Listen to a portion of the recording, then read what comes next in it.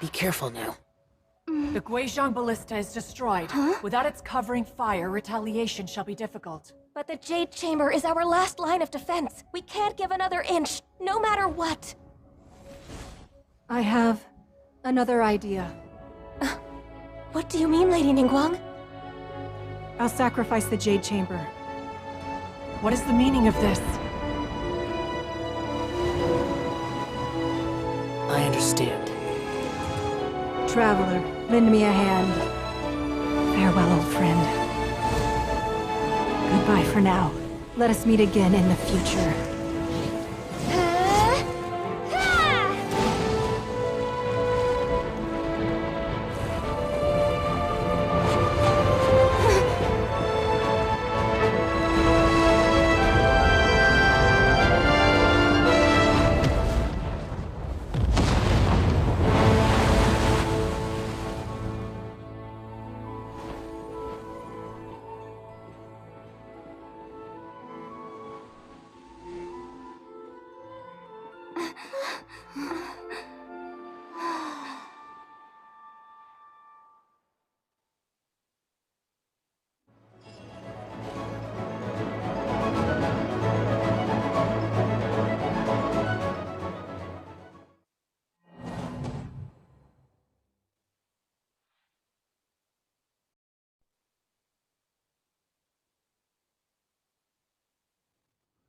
Is it finally over? The ominous aura of that monster has indeed begun to fade. The effects of the Sigil of Permission last but a short time. It will be some time before the Overlord of the Vortex can make any waves again. We are indebted to you for your assistance. If the Adepti hadn't happened to be here, the future of Liyue Harbor would surely have been in great jeopardy. Save your flattery.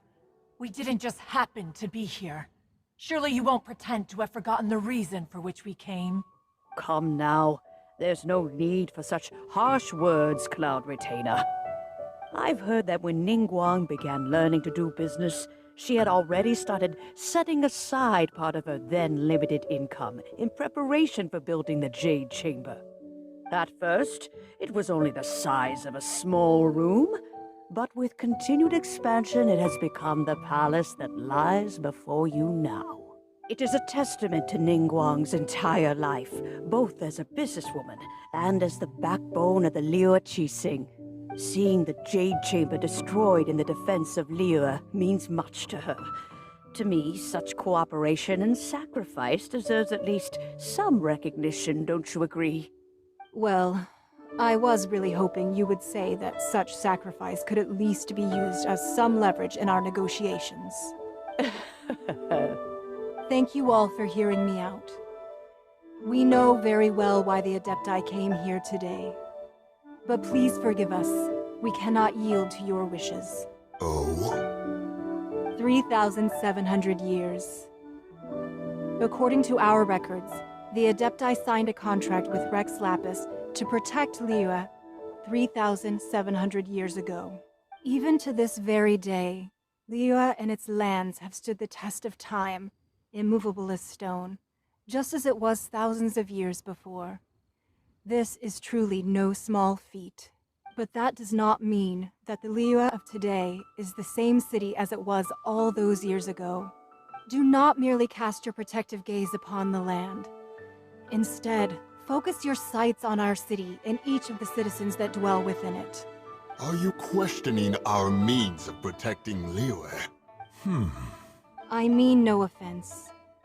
I simply hope that our Adepti forebears would see Liyue in a new light. Forebearers, you say? One doubts you would be fit to be part of such a lineage.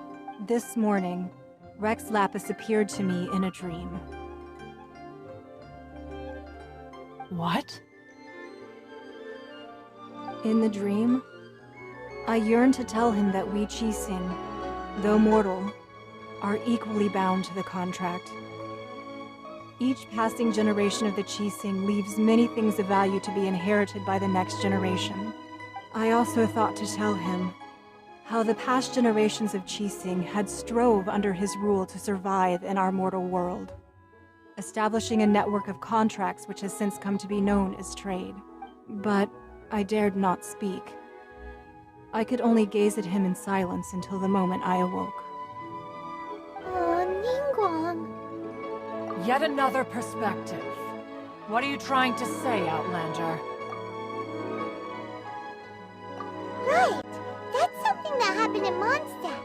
It's a story about the Four Winds and the people of the Animal Archon. The Animal Archon sought to quell the strife between the two sides, because he believed that such conflict would only scar the hearts of both, and that nothing good would come of it. Each of the 7 nations has its own scars from the past. Though your point is the very height of simplicity. As Adepti, we've become a laughingstock, to be chastised thus by an outlander who has lent us such succor. All right, all right. Didn't Ningguang suggest that we should focus on the city and each of its citizens? I know I already have, so why not see for yourselves? I apologize for appearing in full armor. I am afraid I cannot show the proper courtesies. And who are you? I am Feng Yan, a sergeant of the Millelith.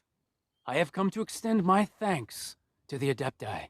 I thought this battle would perhaps be my last. But thanks to the aid of the Adepti, our forces were not as badly battered as I feared we might be. Although I am a mere mortal soldier, I promise to hold the line and never betray the grace given to us by the illuminated Adepti this day. Huh? Why does everyone look so down? Didn't we just beat that big monster? Weren't you frightened, dear? It was quite the predicament. I wasn't afraid. All the strong Millelith guards were there, and those powerful heroes with their visions were there. Everyone was there. When danger is near, everyone always protects me. And the rest of the time, they make fun toys and tasty snacks and loads of things that make the harbor so pretty. Thanks for protecting Liyue Harbor. Please come visit us for the next lantern rite. Unfortunately, we wouldn't be able to participate. Huh? Because we are Adepti. Oh, okay. It must be hard being an Adeptus. Oh. You see, this is what Liyue is like today. The country of contracts is grateful to the Adepti for their protection, but it is no longer necessary for the city to rely on the Adepti's power to solve every little niggling matter. Although their blood is weak, there is still strength to be found in those we call mortals. The time of contracts between gods and Liyue has long since passed. Now is the time of contracts between Liyue and its people. Seeing the port around us now, it is hard not to feel a bit out of place. Wouldn't you say so, Cloud Retainer? Your line of inquiry is askew. One did not spearhead this expedition to Liyue Harbor. Seems like the Adepti have had a change of heart. Let us return now. Eager to leave, conqueror of demons. Yes, one understands what the Conqueror of Demons means. The city of Liyue has changed much after our long separation. One fears that by the time one finally grasps the new contracts of Liyue, you humans would have once again changed the place beyond recognition. Fair enough. Away we shall, and return whence we came. Since we Adepti have consensus, then one shall persist no further. But how will we ensure that the Liyue Qixing will not simply exploit their power once we depart? In my view, that is still a thing to be guarded against. All right, Mooncarver, you needn't worry. It seems to me that this right of supervision is best left to the people of Liyue. Looks like the conflict between humans and Adepti was avoided. All's well that ends well, huh? Oh, right! It's nice that we've got peace and all, but we're forgetting one thing. Child wanted to unleash the god so he could lure Rex Lapis out. But we were able to handle the Overlord of the Vortex on our own. So Rex Lapis never showed up. Oh, and speaking of that, don't we still need to get to the bottom of that Archon's death too?